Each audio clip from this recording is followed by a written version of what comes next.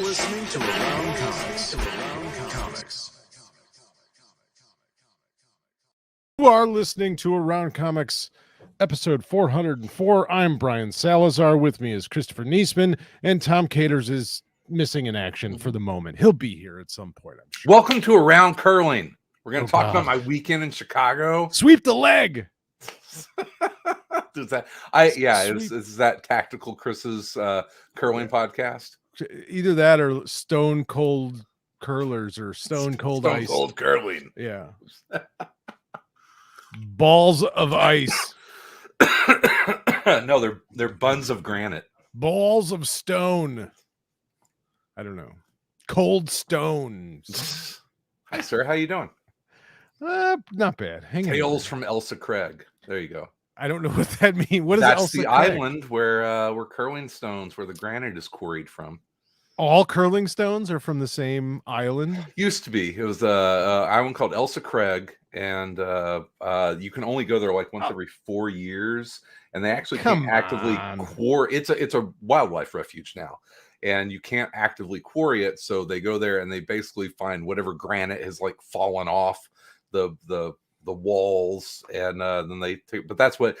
Why curling stone? Well, it's because it's my really, first question. it is a really dense granite. You can't make curling stones out of American granite because there's too much quartz content in it. Goddamn American So there's granite. basically Elsa Craig, which is off the coast of Scotland, and then there's a granite quarry in Wales.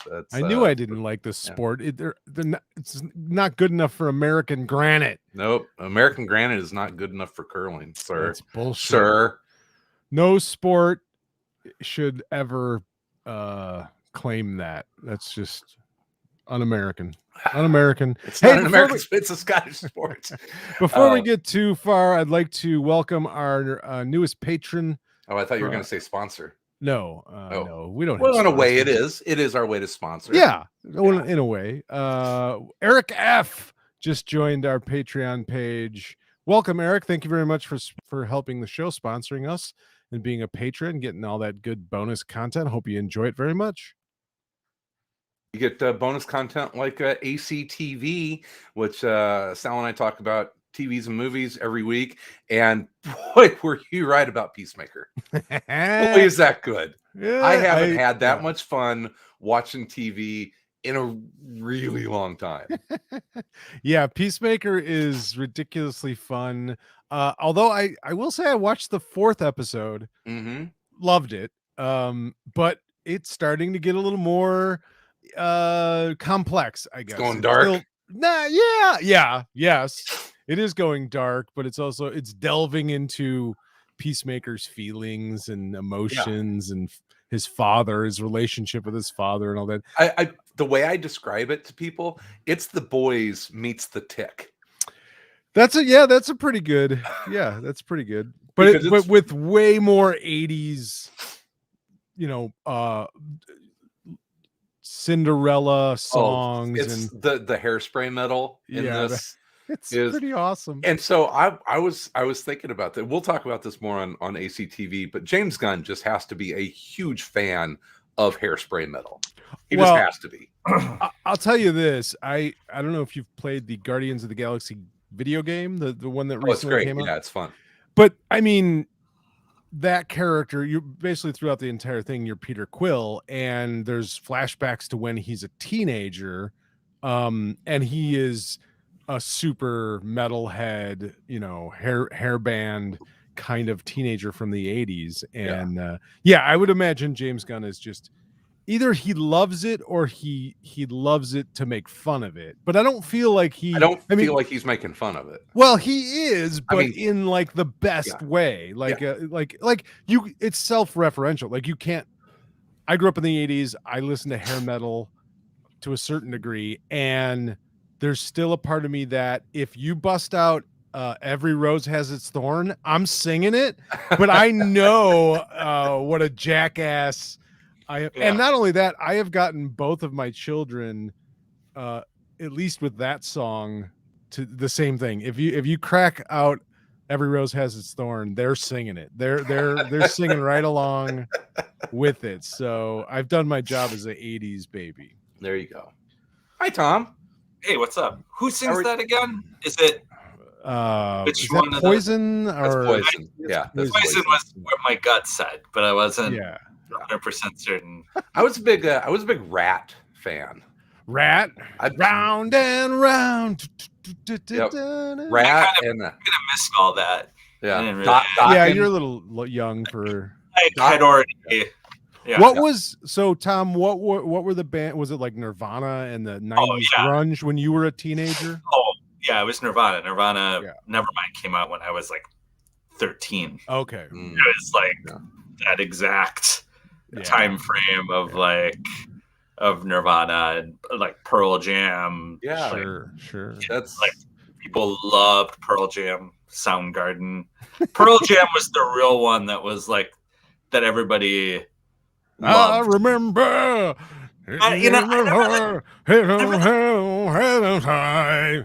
thing is like every time I hear a Pearl Jam, I heard so much Pearl Jam because all my friends listen to Pearl Jam, so it's just like through osmosis. I'm like, yeah, I know all these Pearl Jam songs. Dude. That happened to me. So I'm going to tell you an 80s story that's pretty funny. Actually, this was probably not in the 80s, but it's very 80s. So I went to go see Alice Cooper 3 different times. And the first time I went to see Alice Cooper, opening for Alice Cooper was the Scorpions. And I'm like, nice. I don't know the Scorpions at all. I have no idea what their songs are. I couldn't think of one Scorpion song.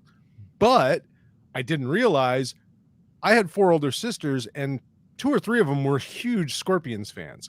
I knew every Scorpions song they played. It was an awesome opener. I was like, I know all these songs. I've heard all of these. Yeah, I remember driving one of my friends to go to Best Buy to get Vitalogy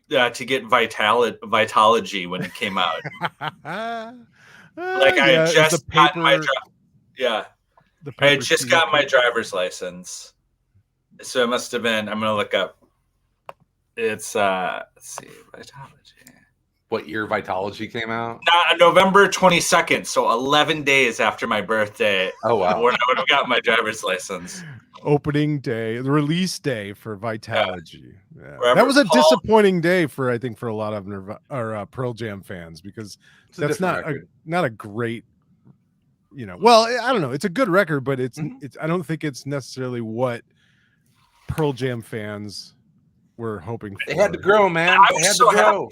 Yeah. I was so happy to have a driver's license. I was like, I'll take you. I'll take you. I don't care. I'm not getting it. So, Paul, if you're out there, I hope you still own that copy of. What were you listening to? Because it sounds like you were not into the popular music of the time. Oh no, I like. Oh, you like? Okay. Pearl Jam was the one I didn't really like that much. I don't know. It was all right. I just never was into that. I mean, I was also 13 or 14, so there was just pop music in general. Yeah. Sort of around, and like at least when I was a kid in Green Bay, all there was top 40 or classic rock. There was no other music genre, a lot of Seeger.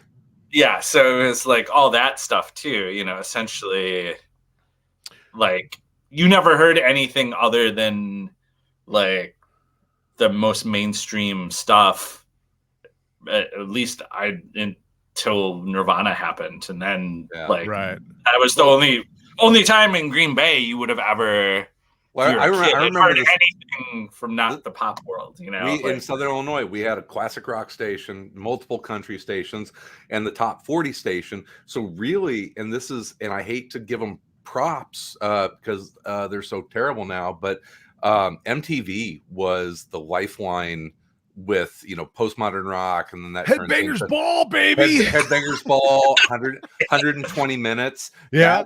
Without MTV's influence, I don't think Nirvana ever happened. This made me think of it's funny because I was talking about all this music the other day with my wife because my son saw Snoop Dogg on an NFL pregame show, and all my son knows about Snoop Dogg is he shows up on NFL things. He doesn't know. And with Martha Stewart. Yeah, and back in the early 90s, he scared everybody's parents. Yes. And everyone. I laugh about that all the time because it's like he's America's guest now, and it's like he was a terror. I mean, like he was one of many, but he was a gangster rapper. He had a record called Doggy Style. It's in Green Bay in high school. I heard Doggy Style like 8 million. That's another album, that I've probably heard 8 million times in people's cars on tape decks or on CD players with a tape deck adapter. Oh God. Mine was so I always had your disc man with the tape adapter. Oh God. Did you guys have like that one buddy that would like pick you up in his car and there'd be something he'd be playing that you had never heard before, and sometimes it would be good and sometimes it would be awful, but it would always be something different? Like I had my buddy, know Tony, Chris. Well, from D&D. Tony was that guy. Like he would pull up in his car from the age of 16 to today. He will still do this to me. We're like, not as often anymore, but back in the day, he would pull up in his car and two things would come out of the door when he'd open up the window. One would be a lot of pot smoke, and then the other would be the blasting, some sort of, Dutch death metal band or, some weird fucking thing that I've never heard of before in my life. And he still occasionally will do that to me. But I was half of that guy. I was the guy that would actually drive, and it was my friend Eric Finney who would I'd pick him up and he would hop in the car, usually want to light up a bowl and say, "Here, listen to this tape." And he'd throw something in the tape deck. And it was to his credit, we were listening to Guns N' Roses like a year before Welcome Take Me Down to the Paradise City. He was he was on to Guns N' Roses. Everybody says they were. Everybody I know has a story that they were on the Guns N' Roses long before. Yeah. Now I was turned on to Guns N' Roses probably, I don't know, a couple of months before. But the guy went to LA to visit a guy I worked with. I worked at this little tiny print shop. And all I did all day was cut stacks of notepads. I would glue them and then chop them down to size with this giant printer that you had to use 2 buttons because otherwise you could just easily cut an arm off. Yeah. And the guy that ran the press went to LA to visit a friend of his, and he comes back and he hands me a CD. He's like, "Dude, you got to listen to this." And it was Guns N' Roses, Appetite for Destruction. And I'm like, okay. And then, within months, they were everywhere. But he legitimately, I for sure know he was onto it. He was one of those guys. Yeah. But I know like 3 other people. Yeah, I mean, Eric had the tape, and it was. And to tell you what, that record still fucking holds up today. I still listen to fucking it. A. I love that record. All right, well, welcome to the Guns N' Roses podcast. Yeah! right. Okay, well, I mean, we're a good 14 minutes in, and we haven't talked about comics at all. The police are gonna show up and stuff. Change the name of the show. You have to talk about comics in the first 15 minutes. Podcast police will come. Talk about kind of half comics and half podcast here. So we've been talking about Marvel's The Wastelanders. I think you guys read the Wolverine one, and I hadn't. I went back and read it, and it was awesome. And I've read the Hawkeye, which was my favorite out of them, and then Star-Lord and Black Widow. And Doctor Doom, and that's all of them that have come out. But Marvel actually has a couple podcasts that are like radio dramas of the Wastelanders. Yeah. It's like a 10-part. It's like 6 hours. It's like a legit. Yeah, it's like the Hawkeye one is 10 episodes, and they're about 35 minutes an episode. And then the Black Widow one just started. And if you like audio dramas, they're good. It's production quality on them terrible. It's really, really tight. And I just kind of like that weird little universe that they've carved out. It's neat. I'm liking the Wastelanders stuff. It's like, I'm Hawkeye, and I'm speaking right now. I'm stuck in a desolated, abandoned warehouse in the future. And now a break from our sponsor. Did you see? They've also got on HBO Max has a modern Batman radio show, and it's also really good. It's on HBO Max. I'm Batman. Yeah. It's kind of old timey radio, but it's set today. It's funny how really good. Well, first, there's just everything is a podcast now, but sure. I was watching. I said I watched the latest episode of Peacemaker, and at the end, there's like HBO Max gives you recommendations for like behind the scenes stuff or extras of the show, and one of them is the official Peacemaker podcast. And I click on it for 2 seconds. It's some guy interviewing some person and like on a set with like a backdrop, and I'm like, this is a show. This is a fucking talk show. This isn't a podcast. Yeah. This is a fucking talk show. What do you call your RSS feed? Yeah. HBO. HBO Max. Fat Foundation did the same damn thing. Yeah, I mean, they all know how it's important. Funny because Chernobyl did an actual podcast about their show. Yeah. About the show, and Watchmen had its own podcast. It was a podcast about the show, and not just like a video extra of like, yeah, we're really excited about what's coming this year. Did I tell you? So the Watchmen one, one of the people that did the podcast, the official Watchmen podcast, was the writer of Chernobyl. Yeah. Oh, okay. So when that came out, I like a douchebag fan, I tweeted to him because he would say every time in the podcast, every time he would mention the source material, he would call it the Watchmen graphic novel. And I tweeted him, I'm like, hey, can you do me a favor and just call it the Watchmen comic books? And he tweeted hilariously, he tweeted back a reply, which I didn't expect a reply at all. Yeah. But he tweeted back a reply of Rorschach from the comic saying, they look up to the heavens and I say no. And I thought it was hilarious. But I said something back to him. I tweeted him back a picture of Rorschach at the end of the book getting vaporized. I said, it didn't end well for that guy. And all of a sudden, a bunch of his fans, his Twitter followers, flamed you. Yeah, like attacking me. I'm like, guys, calm down. Fine. I'm not actually like, but it was so ridiculous. Right. Like, it was so ridiculous. You know who tweeted to me in response to it in a snarky way? Well, I'll tell you what he said first. Patton Oswalt. No, I'll tell you. So the person tweeted back and he said, well, technically it would be either a graphic novel or a series of comic book issues. Mm-hmm. You know who said that to me in response? Is it a comic book creator? Yep. Bendis. Neil Gaiman. So that's funny. I thought that was one of the best interactions on Twitter that I've ever had between. Nice.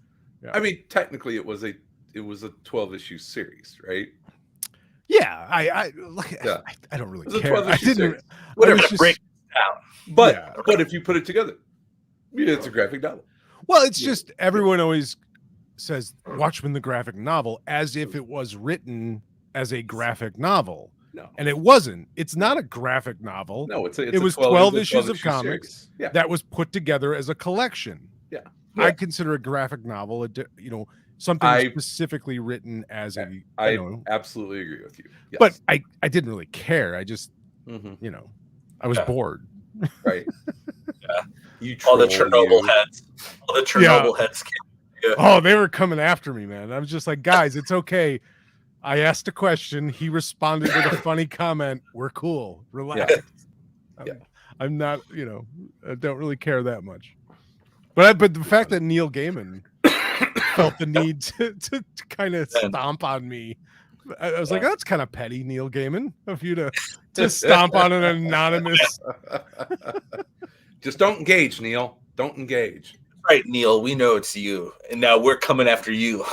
The funny thing is I think there's been a couple of times where Neil Gaiman has actually either responded to me or interacted with me on Twitter, and because I acted like such a fanboy both times, I think I completely ruined. Like I feel like he was actually engaging with me as some sort of not a peer, but like Other human. Yeah, and I just acted like such a fucking fanboy that I completely ruined any chance. Hey man, love. Exactly. Man. Yeah. I'll never forget the time I met Bruce Timm and acted like a fanboy. Oh, it was bad. It was bad. Yeah. Well, what are you gonna do? Yeah. You're just Oh no. Bad. So Wastelanders. Cool. I'm digging that little universe that Marvel's carved out. It's they put out a bunch, right? Like last week. Yeah, it was it was a weekly series. It was Wolverine, Hawkeye, Doom, Star-Lord, Black Widow. Am I missing any? I think it was 5 of them. I don't know. And they came out weekly. Yeah, it was cool. It was good. The Black Widow one's really good. Nice. Yeah. So that's good. I'm enjoying those. I read a Marvel comic book that I didn't hate. Nice. It's good. It's good. And I kind of went into it thinking I wouldn't like it, and I actually did. Which was She-Hulk #1, the relaunch of the She-Hulk comic. It's written by Rainbow Rowell, who I'm not familiar with, and art by her parents. I'm assuming were hippies. Or it's a fake name. And the art is by Roge, Roge Antonio, or Hoge. Really nice looking book, man. Yeah, really nice looking book. Cool cover by Jen Bartel. But I liked it. It was I've always been a fan of She-Hulk for whatever reason. I think I don't know. I just like big women. I think it's not like to like. But I've always been a fan of She-Hulk as a character. I think going back to like the John Byrne She-Hulk and what's your favorite? Is it solo She-Hulk, Avengers She-Hulk, FF She-Hulk? I don't probably solo. Okay. Yeah. I Avengers always liked She-Hulk in the FF. I liked her in the FF. Such a cool time. Yeah, she was good in the FF. Probably my least favorite would be Avengers. It seems like she was just kind of there as like a Hulk stand-in. Yeah, just muscle. Right. Just yeah. But this was I think what surprised me so much about this book is it was just a like straightforward She-Hulk comic book. It wasn't anything, revolutionary. It wasn't any sort of, progressive. Not going to be up for any Eisners. No, it was just like, oh, this is She-Hulk. This is She-Hulk. She has a fight with Titania. Titania. Is it Titania? It's Titania. I've always said it Titania. That's one of those names. Like titanium, but it's Titania. Titania. Okay. Titanium. That makes sense. You've never said out loud. Yeah. Just always that word. Pop-up trivia. Titania's first appearance. She-Hulk. I have no idea. Secret Wars, man, the original Secret Wars. That was her first appearance? Yeah, it was her and the one like plasma lady, I can't remember her name, but yeah, Doctor I don't know where he found him, but Dr. Doom used like the power of the Beyonders world to create these 2 new supervillains. I have no idea how they ended up on Battle Planet. They were just there, and he turned them into supervillains. That's right. I do remember that. Yeah. And then the one gal, the one that like made fire and stuff, she ends up falling in love with Molecule Man. Okay. And then Titania went to she ended up, I think, buddying up with the Wrecking Crew. Well, right, because she ends up with Absorbing Man. Yeah. Falling in love with it and marrying. Yeah. I believe she's now married to Absorbing and apparently Man. They have a house together. Yeah, they have a house. Yeah, which makes Jessica Walters a little jealous, which I thought was a fun little. That was a great fight, man. It was a great fight, and it was a great sort of like evolution of their relationship as well, of like an evolution, but also not a like a dumb comic book evolution of just like, hey, we like fighting each other. Let's just keep fighting each other just to blow off steam. Almost like let's just train together. Yeah. You know, and I liked it. I liked that kind of, you know, change. It was just, I mean, it was just sort of a She-Hulk book. Jennifer Walters is not in the best place right now, emotionally, you know, financially, that kind of thing. But she's got lots of good friends like Janet Van Dyne, who helps her out and gives her a sweet apartment. And it was like I said, I was surprised at sort of just how much of a straightforward comic book this was. You know, that was actually, if there's one critique of it, and I know why they did the whole Janet Van Dyne thing, but I was kind of looking forward to reading this series with her having to like rent a terrible like garden apartment and just scrape by. And, you know, instead of well, now I don't have to worry about real life. Now I can just kind of go about and, you know, punch things. Yeah, and it might go back. I mean, you know, I don't know how it's going to progress, but I see what you're saying. Yeah, as opposed to like taking her out of that situation right away where she now has this huge apartment and a wardrobe and she doesn't have to worry about that stuff, you know, kind of having to struggle. But I mean, she's been a superhero forever. She's been an Avenger. She's been in the Fantastic Four. It is kind of unrealistic to think that she would ever be that down on her luck unless she chose to be. And I think she's choosing to be. And I mean, she's been a lawyer for a long time. She should have made partner by now.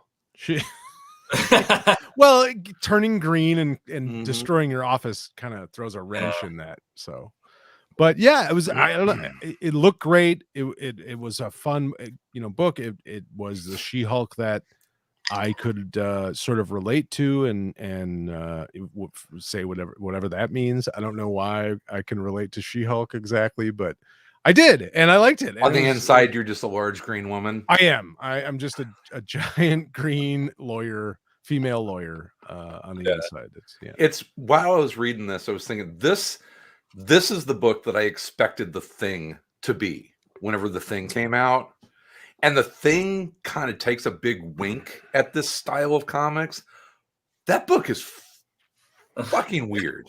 Yeah. It is a weird book.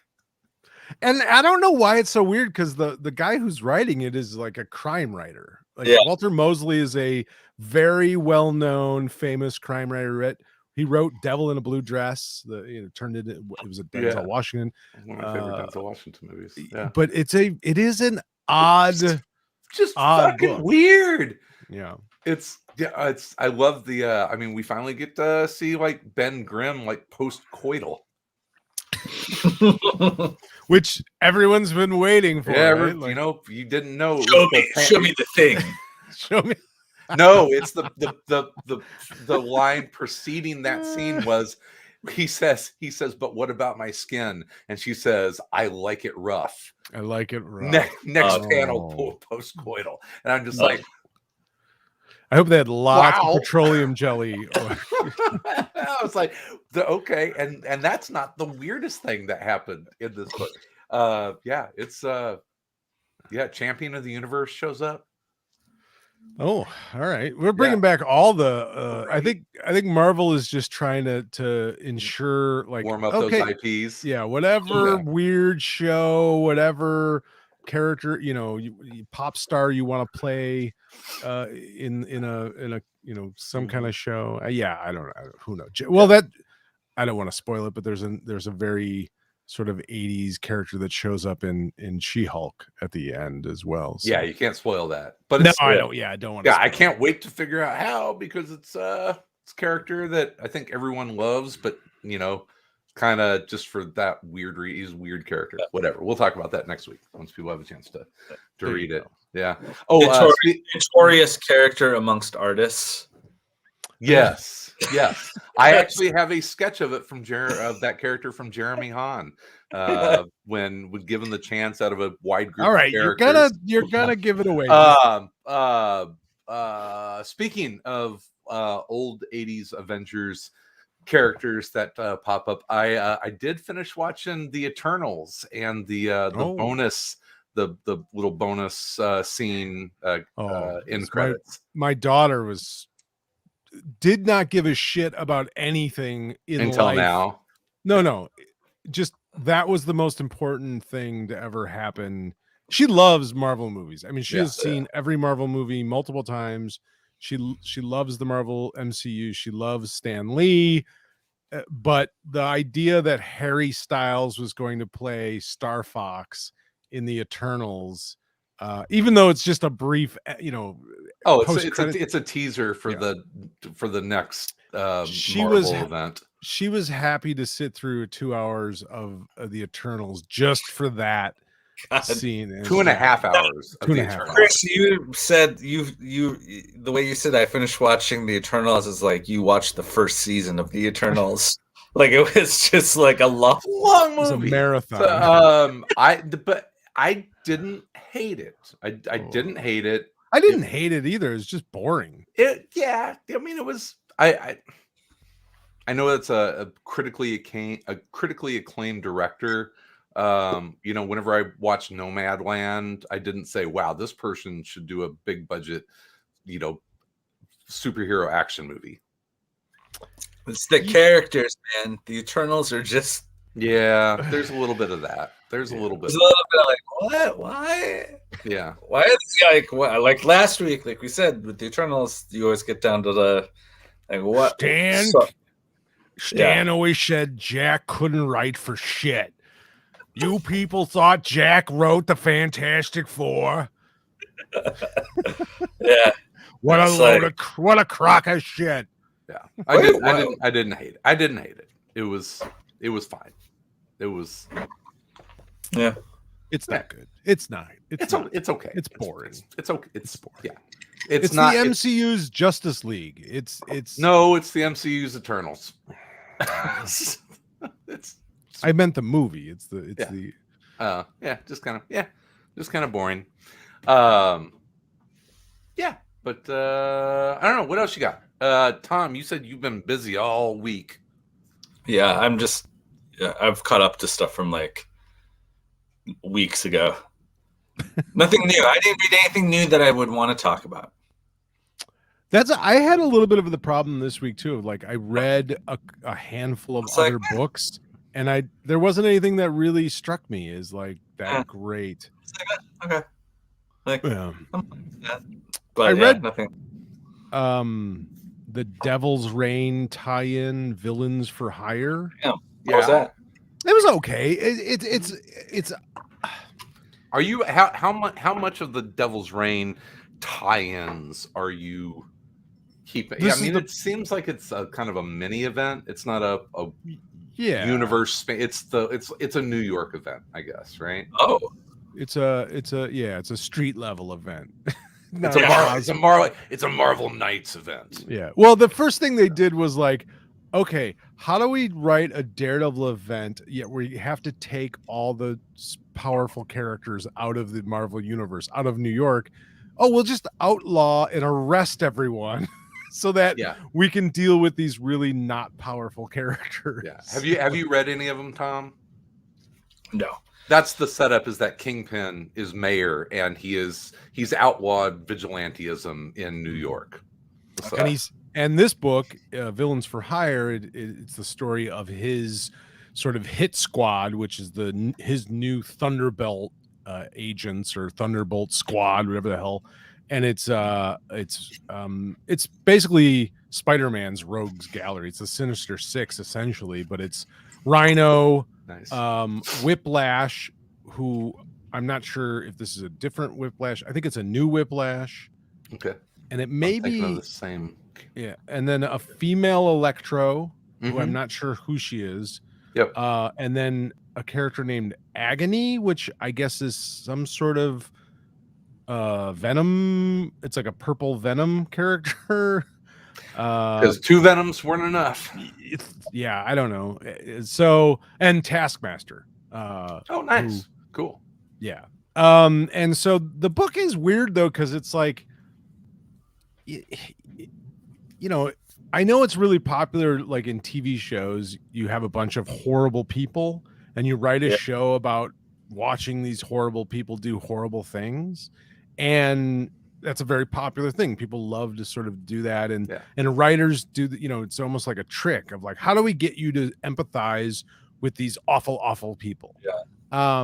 And I feel like that's kind of what they're doing here to some degree, because it's like they're the villains, but they're technically on the right side of the law in this book, because Kingpin is the mayor and they are legally, they're the good guys, or at least they're the proper authorities.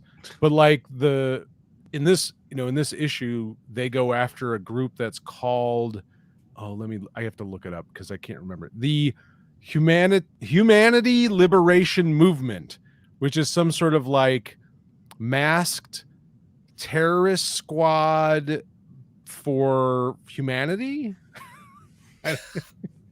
So they're like super progressive. Yeah, I don't know.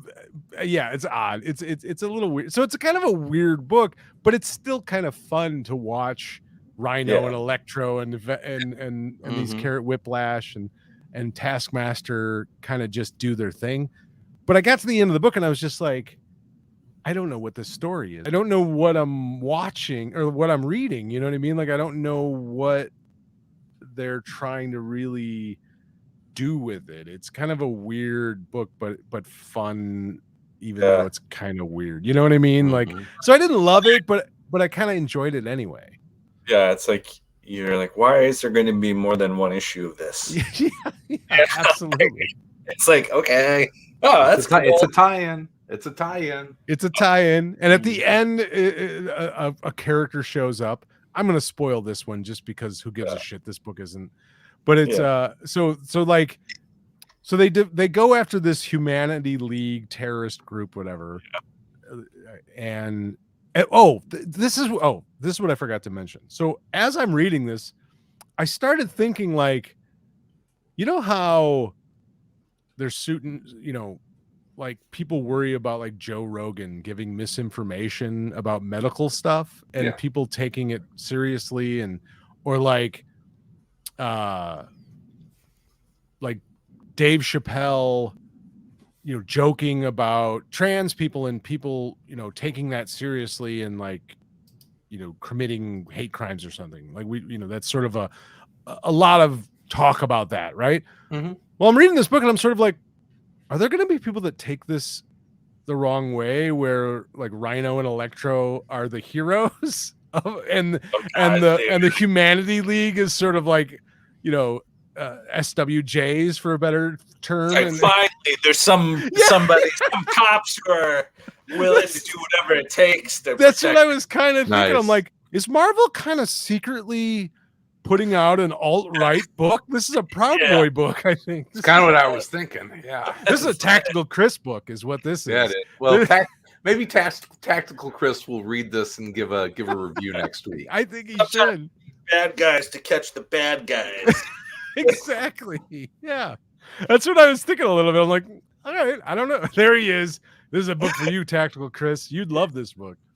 This is one you would enjoy for sure, my friend. At the end, your favorite guy shows up, U.S. agent, and shows up and volunteers to join the team. They should just call him U.S. Patriot, because that's what he is. U.S. agent. He's willing to do what needs to be done because he is a true patriot. You're mispronouncing it. It's pronounced U.S. agent.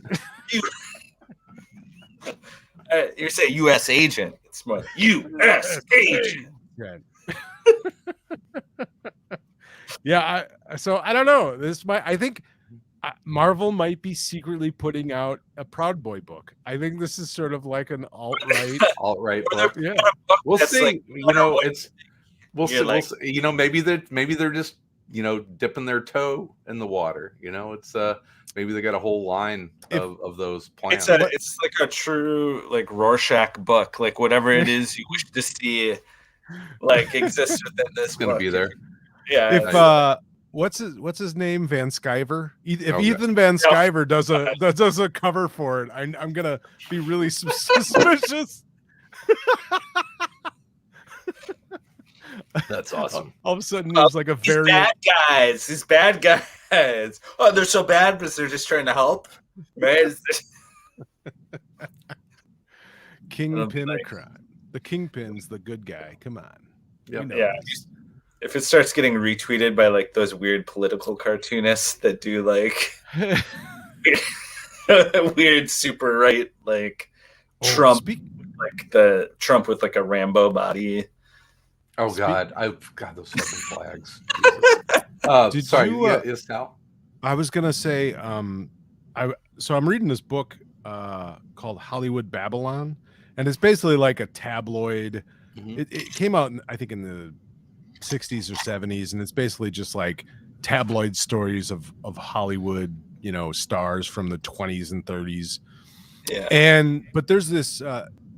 There's a bunch of pictures and stuff in it, and one of them is a political cartoon that Winsor Mckay did, and it's like I had no idea. I just happened to see it. I'm like, holy shit! It's this amazing drawing of basically it kind of sums up fame, and it's this.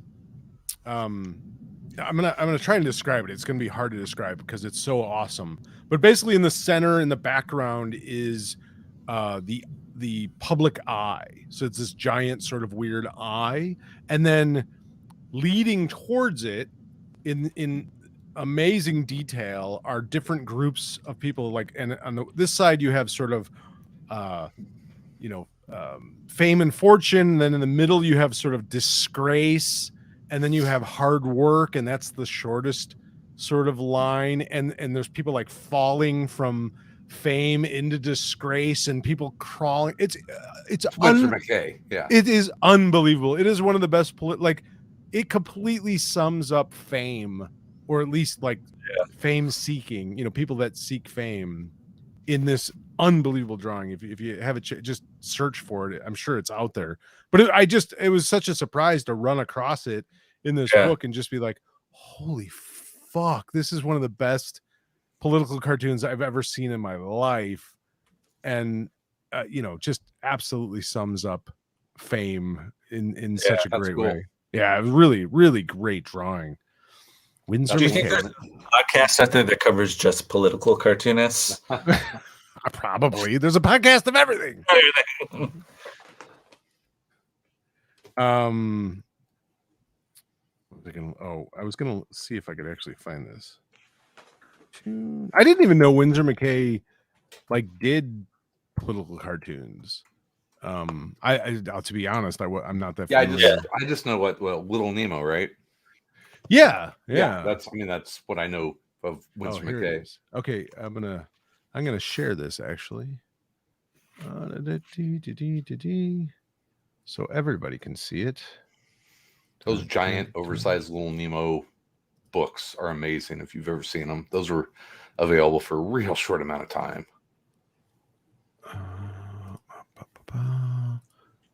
Share screen. Oh, cool. So there's the drawing, the Winsor Mckay.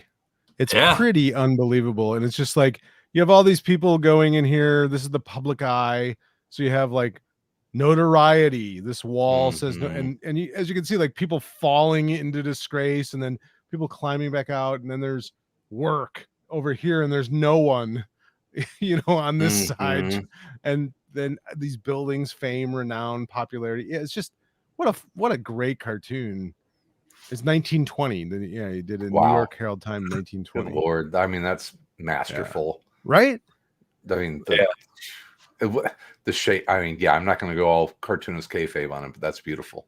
It's just unbelievable. Yeah. Pretty good stuff. Mm-hmm. He was pretty good, I artist. guess. Yeah, I guess he was pretty good artist. I guess there's a reason. Pretty good. Round comic seal of approval. Guess this guy's okay. Windsor Mckay, you can go, sir. Wins are okay in my book. Oh, God. It's fine. Ooh. Come on, that was funny. Next week, Milton Caniff. Is he good? Is he any good? Does he live up to the hype? Pretty fucking good. That's one of my favorite art books that I got whenever I was kind of assembling a collection of comic book artists. Jack art books. Kirby. Was he Kirby was shit or not? The format's just always Chris defending it. And Oh, Jesus Christ. Us shitting on it. Shit or not? That's what we should. Our next podcast is just right. called We could call it pros cons. Came up with the Eternals. Bro, came up with the New Gods. Better. besmirched the good name of Stan Lee. Oh, you guys are hilarious. Fought Nazis. All right. He did fight Nazis. I I mean, not everybody would say that was good, but most people. say that pro or con, I guess, depending on how there may be a new Marvel book saying that maybe isn't such a great thing. If you loved Villains for Hire and you were really into the bad guys, Boy, we've got a new comic for you. Back to Little Devil's Reign. I did read Elektra, the woman without fear. Oh yeah, I read that. Yeah. Cool. I mean, it's good. It's a weird little motivation she's got going there. Apparently, she's taken on the mantle of Daredevil so she can prove to Matt Murdock that she's cool and he will help take down the Hand with her. Is that kind of Well, I mean, she's Right? trying to pay some penance? Or there's some weird like manipulation going on by her with Matt, and I didn't quite get it either, the motivation of it. It was weird. It's a little odd why she's Daredevil, Daredevil, and he's still Daredevil. He's still Daredevil. I mean, you know what? There's 14 fucking Flashes running We need around. two of I'm okay with everybody. that. That's what, guys. Hell's Kitchen is huge. You need. Listen, the MCU is not.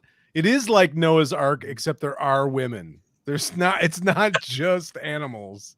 There's two of everything plus women. Yeah. So, I mean, it is funny. Hell's Kitchen isn't that big. You know, like it's like what, 8 square blocks? Like, yeah, it's like you can. It's you a pretty real much clean that up in the afternoon, I think. You know, real one pretty effective vigilante should be able to take care of it, right? Come on, Daredevil. Jeez. Yeah, it's like, come on, pal. Now there's two. Well, Like, what do you do? Here's the question: what if, like, Kingpin doesn't live in Hell's Kitchen? So why does Daredevil give a fuck anymore? Right? Well, Hell's Kitchen has been gentrified too, so Hell's Kitchen's pretty nice now. I don't know how much of what was the pimp drug dealer character? I can't think of his name off the top of my head now. Oh yeah, Shit. He was in the TV show. He was in the show. I can't think of his name. Well, he was all very street pimp in the as introduced originally, I think. Fuck, what was his name? Anyway, I don't think there's many of him running around Hell's Kitchen that much anymore. I don't think you got a lot of fucking strollers, I think. Just yoga pants. Yeah. A lot of yoga pants. Oh, Turk. Thank you, Joji. Turk. Yes. Yeah. I'm gonna pitch a Daredevil story where it's like Daredevil literally kind of has like nothing to do. He's just waiting outside of a coffee bean and just gentrify, like stopping a stroller robbery. Well, I'm just like, I'm thinking of the character. I'm like, oh, maybe I'll go to my fucking office and help some people legally. this kombucha store doesn't have its license. It doesn't have a proper. Oh, that would be awesome. Is that his law? It's exactly something like that. It's like a new age artisan cheesemaker can't get their business license, and so Daredevil, he drops from the sky and throws his baton, and it bounces out like an e-bike, and like.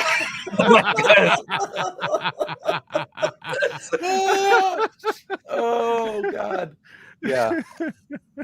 Yeah, there would probably be, I don't know, designer drugs. There'd be a lot of ecstasy being sold, I think, and ADHD medicine probably floating around. He'd have to stop. I don't know, but if he's around like a Whole Foods, he maybe would have to like try and convince people to get vaccines. I don't know. I've never really thought about that, but I'm like, I've walked across Hell's Kitchen like in an afternoon, just slowly, like it's not like a lot of stroll, just a brisk it's like stroll.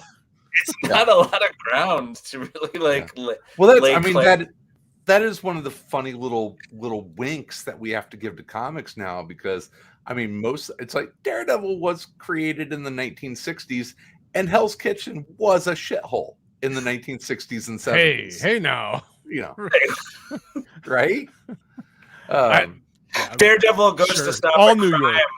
New York was a dangerous fucking place. That's why it needed all these fucking superheroes. It was legitimately terrible. Do you think like the rehabbing of all these buildings affects Daredevil's echo ability? Is it like better for everything to be like an open space loft? Or like for there to be like lots there's not as many brick, there's not as many brownstones any longer. Mm-hmm. There's not as many surfaces to bounce off of. Yeah, it's what is the auditory reflective quality of a Potbelly's or a Cold Stone Creamery? Daredevil has to put another illegal sneakerhead store out of business. Fake Supreme shirts, like just like counterfeit Supreme. Sort of crime Daredevil. How many times has Daredevil busted Banksy?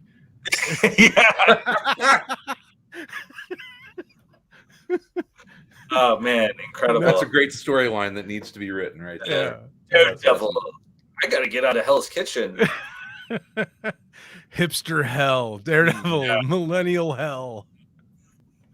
Yeah, it's like relocating him to the south side of Chicago. Yeah, it's certainly the near west side. Near west side. Yeah, that's the thing. It's like New York's so cleaned up at this point. They should move most of the superheroes to Chicago. We should have something to do. I miss the dirty New York, the dirty Times Square. Yeah, really, you fucking psychopath. You miss a bunch of porn shops and hookers getting murdered. Yeah, serial killers by the dozen. Elite, just fucking dirtiest only cops. Way to clean up a city is you gotta get the bad guys to go get the bad guys. It takes a bad guy to catch a bad guy. So, because the only way to stop a bad guy with a gun is another bad guy with a gun. Another bad guy. That's your tagline. In a rhino suit. Only way to stop a bad guy with a gun is another bad guy, but wearing like a big rhino suit. Carrying a sword and a shield. Yeah. Listen, if you guys just want rampant criminality, if you just want to be raped and mugged every day, fine. Take your pansy, wishy-washy superheroes. My money, I need a bad guy with a gun. I need as many bad guys as you can get together. Just give me. And that bad guy can be a bad girl. I was listening to a podcast. Equal opportunity. Recently, it was like an interview podcast, and the woman was interviewing this journalist that did a series of episodes on a guy who supposedly, allegedly, was like a armed vigilante that would like go, and he is supposedly, his name was KC, and he supposedly would go and like rescue kidnapped children and take down drug houses. I listened to the guy for 10 minutes and I could tell he was full of shit, but it was interesting. There was of this like drug cartel. Yeah, let's just say they're not around anymore. Yeah, exactly. That's basically what it was. And I'm like, this guy hasn't fucking done shit. But it was interesting to think of like between sort of the immense popularity of superheroes and anti-heroes as we, sort of get more and more stories and movies and TV shows about like Peacemaker and, Watchmen and whatever it is. Yeah. Between that and like the rampant, nationalism that we have, how long before we actually see like a costume vigilante? I don't think it'll be successful for like you'll probably get fucking blown away. No. But I would not be surprised within the next 5 to 10 years we see some costume vigilante get blown away on that. I bet you it's already happened. You think? Well, I know you had those guys that dressed up in costumes and were sort of like the Black Panthers, or not the Black Panthers, the who are the Guardians, the Guardian Angels, was that what they were called? I think they wore the red berets. Red berets. I know, but you had those guys that were like cosplayers. They're still around, dude. They're still around. No, I know. Yeah. But there were guys that like dressed up in superhero costumes, and they didn't really fight crime. They just sort of tried to deter it a bit. By being in a place where like someone would sell drugs, they would just stand there and stand in the spot in their spandex. You got to get off those corners, man. Yeah. Well, it's just like, can you fight crime with awkward silence? Is that what you're doing? You're standing there in a costume. But I'm wondering if, like, are we going to get? I mean, some would say like, is Kyle Rittenhouse, without the costume? Yeah. He's the fucking right. Like he went, not to get political here, but it's like he went to defend Carlots, right? He like armed was absolutely vigilante. the hero in his story. No, I know, but it's like throw a fucking mask on that guy and he's vigilante. He was already the hero in his own story, and it is not a far step to to say, oh yeah, but I don't want my friends and family to know it was me, know. So well, shit. You look at all the videos of during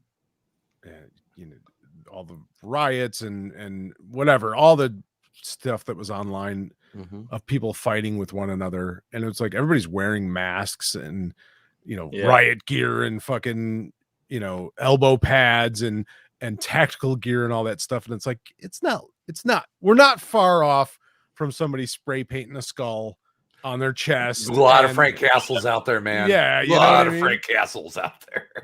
Yeah. I'm kind of all for it in a weird way. Just to see them, like, I want to see from them a pure entertainment standpoint. Yeah. I don't want anybody to get hurt, but I just want them to fail miserably. Yeah, trying to think that they can be some sort of hero and in their fucking deranged whenever mind. I think of one of my favorite all-time movie scenes was in The Highlander with the Vietnam vet who's patrols in his Trans Am and has and ends up getting run through by the Gorgon, whatever the bad guy was. It was just like that. Clancy Brown. That's was the first role I ever remember him in. But just how he goes from being tactical Dan to kind of a blubbering idiot. It was great. When I had a cold, everybody said I sounded like Clancy Brown because my voice was there, very, very groggy. Not your what did he say? I don't know why the line. Yeah. What does he say? Something when I think he's talking to Sean Connery. Your woman or something. He says it not. No, she's my woman or something like that. In this weird sort of accent that's not really an accent. Yeah. Which was the great thing. Where are you from? Lots of places. Lots of places. I love that line. Yeah. Well, hey.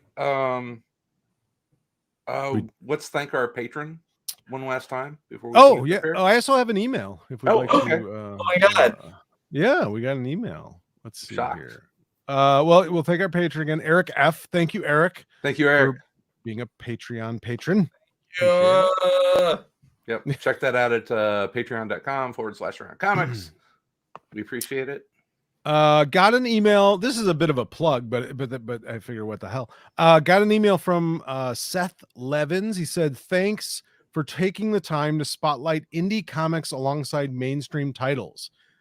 If you're looking for material for a future episode, I'd love for you to consider my origamiac, Origami. People should know origamic. I don't. Origamaniac. No. Okay. My Origamaic series, the first issue of which. You okay, Tom? A book just a book off the bookshelf. Jesus Christ! I saw you jump. Wow, Tom's got a ghost. We just saw a paranormal event live on Around Comics. It's like, oh my god. What book was it? It was Winsor Mckay. Was it Winsor? Oh my god! It was. It's the Ghost of Winsor Mckay. It's actually a weightlifting book from when I hurt my back. I think it's trying to tell you something, obviously. Core exercises. I thought it was like an animal. Like it felt like came up from the bookshelf and really scared me. Possum! Ah! Yeah.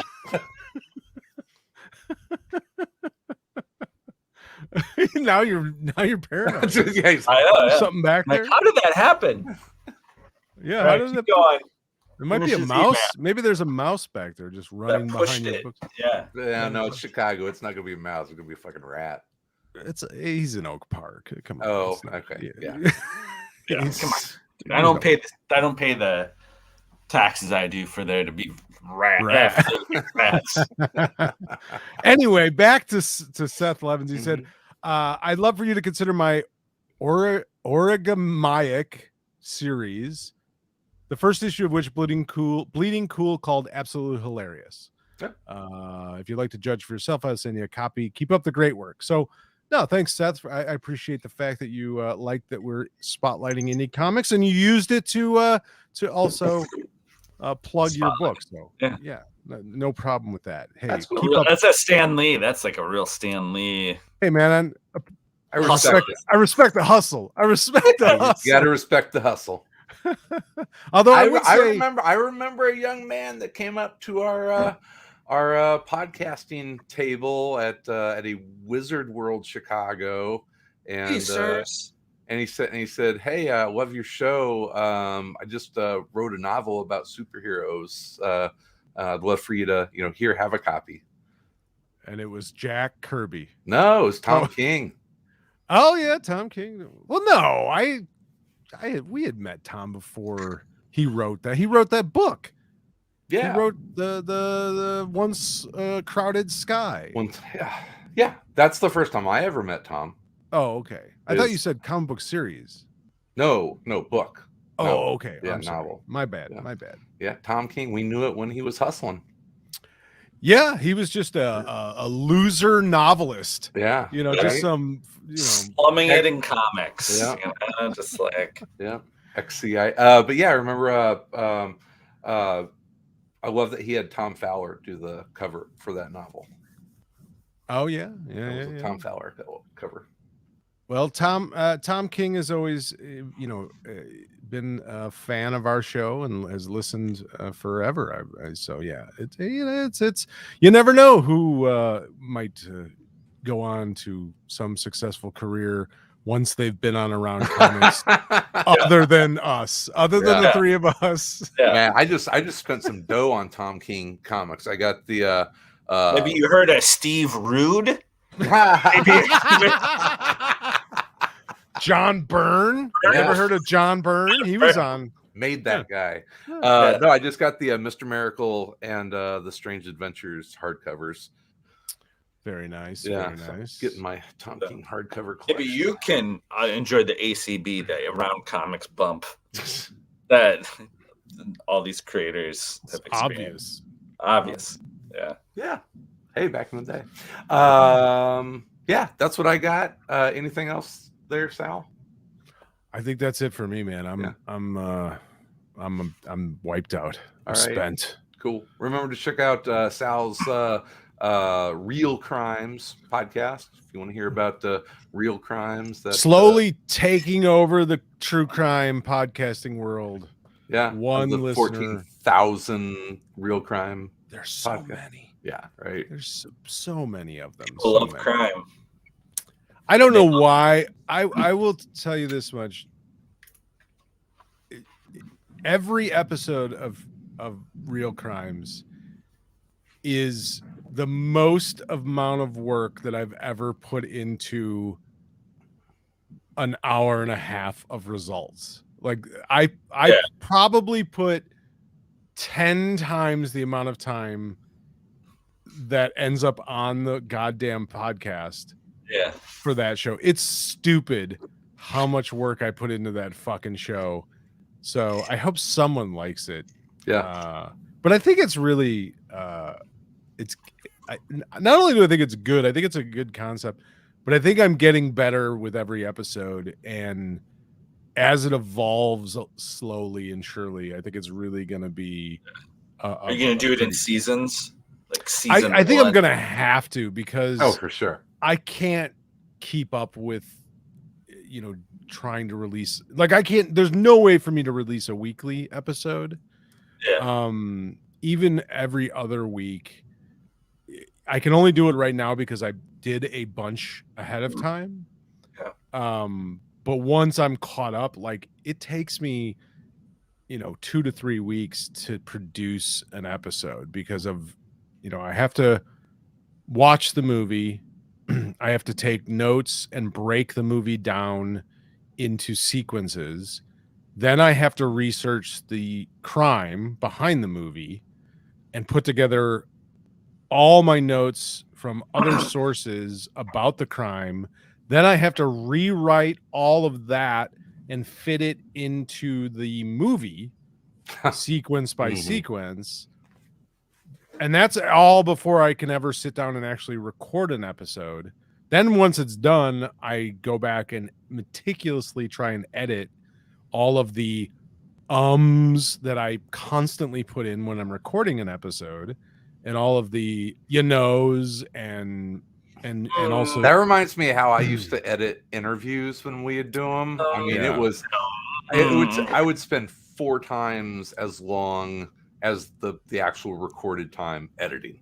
Yeah, it's a lot. I mean, it really is. But I'm very proud of it. I mean, I think it's like I said, I think it's a very original thing. I don't know of anybody else that's doing the same thing that I'm doing. There's another podcast that does like the concept, or they did. They haven't put one out in a while, but they didn't do it in the same way. Where I'm trying to do it in sort of a narrative way. But I don't know. I mean, it's cool. It's great. Yeah, I enjoy doing it. I really do, and it feeds that weird part of me that is like, I love movies and I love analyzing movies, but I also have this weird, like, I want to research shit and find out about the true crime, the true crime. Like I wouldn't say I'm a true crime, like I'm not obsessed with true crime. Like I don't really. You're not a fan of true crime. No, I'm not a fan, but I wouldn't say that I'm a gigantic true crime fan. But it's the research of like, oh, what? There was, and sometimes shit just fucking is weird, and you find out things that are funny about the movie or about the true crime, and it's just like, oh, that's a really weird, interesting. Like, I was the last one I was doing. If you guys want to hear it, I don't mean to bore you with this shit, but the last one I was doing was on a trial, a movie about a trial. It's Anatomy of a Murder. Yeah, very famous, obviously. Jimmy Stewart, Otto Predinger. Movie. Saul Bass designed the absolutely. Yes, he the did. graphics famously. And I was researching the true story, which is based on a real case. And in the movie and the book and the real life story, there is another law case that is cited. So I went to go try and find it because they just mention it in the movie, but they don't really talk that much about it. So I wanted to go find what that actual case was about. Well, originally I accidentally found a different case that wasn't related, but I was reading it. I'm like, this is fucking hilarious. And you fell down another fucking research rabbit hole. It was a case from 1886, and it was a case where this woman and her daughter murdered the husband. They shot him and killed him. And the defense was basically insanity, but they didn't call it that at the time. It was 1886. Basically her lawyers were trying to defend the kid by saying, and this was like in the text of the actual case, she's been an idiot since she was born. Oh God. That is awesome. And I'm like, oh, and then when I found out it wasn't the actual case, I was so disappointed because I couldn't use it in the podcast. And I'm like, but it was so funny. I'm like, what the fuck? That was their This defense. child is as dumb as a box of hair. That was basically it. And they literally brought a witness, a friend of the family that testified, I've known her since she was born. She's always been an idiot. I'm like, that's the greatest defense ever. Yeah. But this person is entirely too incompetent to do anything you're accusing them of. It's way too stupid to do this. Yeah, the idiot defense. I was just like, wow, that's amazing. Yeah. But unfortunately, I couldn't even use it in this particular episode. But you can always use it in life. Well, I might do it in a that's the nice thing is a bonus episode. I might do a bonus episode and just be like, you know, here's this case that I found accidentally. Yeah. Yeah, the kind of case you don't want to win, apparently. All right, so that'll do it. Check out Real Crimes. We've got ACTV coming up this week, and then K-Billy Super Sounds in 2 weeks. Is that right? I don't even know. If you say so, I'll believe you. We also have don't we have at some point Book of the Month, right? Book of the Month is I've got for the visual folks watching the video stream, it's the Butcher of Paris. The Butcher of Paris. This is Sal's pick, based on a true crime. Yes, yeah, it is. Yeah, Look at that little synergy. Mm-hmm. Yeah, there you go. So the Butcher of Paris, Hoopla. If you can't get it in paper soon enough, right? It's on Hoopla, correct? Mm-hmm. Yes, yeah. It is. Yes, we always try and pick things that are on Hoopla. So yeah. Oh, Sean Wheatley said he just ordered a Once Crowded Sky. I'm sure that Tom King appreciates the extra dough. We love those royalties. Yep. Want to get those royalties in. Yep, you got it. All right. Everyone have a wonderful rest of your week and weekend. We'll be back for the Patreon folks with ACTV. Then we'll be back here next Thursday. In the meantime, in between time, we'll be everywhere in and around comics and music. And yeah, we're all over the place. It's good. Everything. Yeah. Everywhere.